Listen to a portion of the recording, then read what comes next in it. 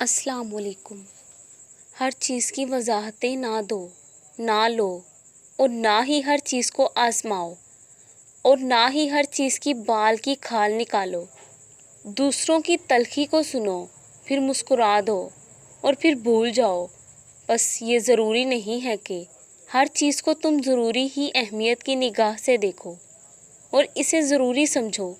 اللہ اس پر رحم کرے جو دوسروں کی بقا، محبت و انس اور خطاؤں کو ڈھانپ لینے کی خاطر غیر ضروری باتوں کو بھول جاتا ہے۔ بس دل کا صاف ہونا کوئی برائی نہیں ہے، اور بھول جانا کوئی بیوقوفی نہیں ہے، اور نہ ہی معاف کر دینا کوئی کمزوری ہے، اور خاموشی شکست نہیں ہے۔ بس یہ تو تربیت اور عبادت ہے۔